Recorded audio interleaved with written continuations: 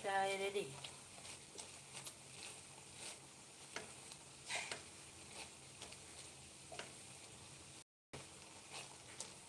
হয়ে এসেছে। তোমরা বাটি নিয়ে আসো, আর একটা বাটি নিয়ে আসো। খালিদ খাবে না, তুমি তো একা খাচ্ছ না।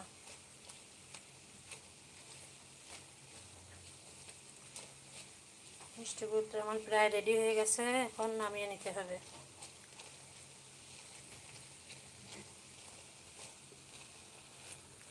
একটু সময় লাগবে, 10 মিনিট সময় লাগবে এই মিষ্টিটা তৈরি করতে। বাচ্চাদের কিন্তু খুবই প্রিয়।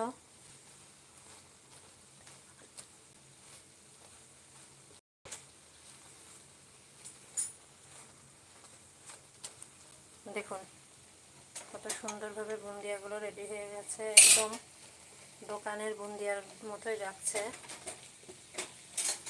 খুব সুন্দরভাবে তৈরি হয়ে গেল ডিমের বুন্দিয়া। বাচ্চারা যখন মিষ্টির জন্য বায়না করে, বাড়ির আশেপাশে তো মিষ্টির কোনো দোকানও থাকে না, আর গ্রামাঞ্চলে তো একেবারেই না। তো সে কারণে মাঝে মধ্যে বাচ্চাদের থামানোর জন্য বিভিন্ন রকম পদ্ধতি অবলম্বন করতে হয় মায়েদের। আমি সবসময় চেষ্টা করি এরকম যত দ্রুত সম্ভব অল্প সময়ের ভিতরে কোনো একটা রেসিপি করে বাচ্চাদের থামানো। আজকেও তার একটি, এই যে আমার মিষ্টি রেডি হয়ে গেছে।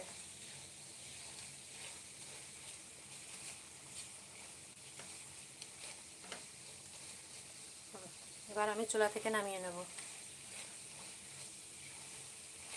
খালিদকে ডাকো, খালিদকে ডাকো, ঘুমিয়ে পড়েছে নাকি? খালিদ, খালিদ,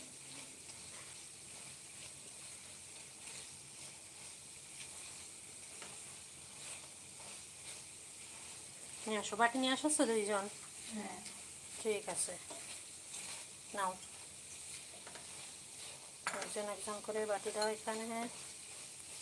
আমি তুলে দিই, হয়ে গেছে। এই দেখো কত সুন্দর আমাদের মিষ্টি তৈরি হয়ে গেল।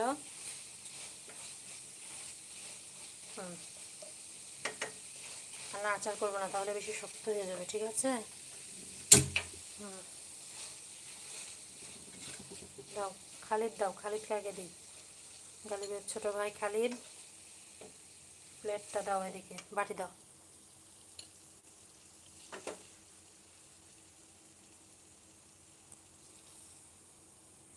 এইটুকু হলে হবে তোমার?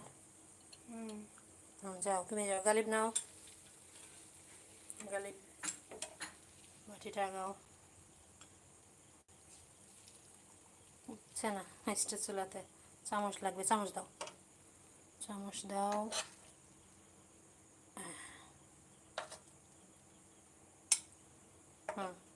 নাও, যাও যাও যাও যাও।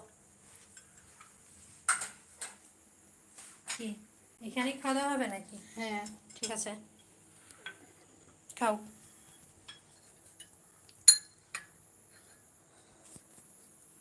কেমন? খুবই ভালো হয়েছে। খালিদ, কি অবস্থা? খুবই ভালো হয়েছে। খুব ভালো হয়েছে।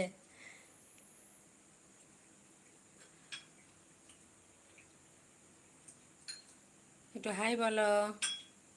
আজকের মতো আমরা এখানে বিদায় নিচ্ছি। আল্লাহ হাফেজ, আল্লাহ হাফেজ।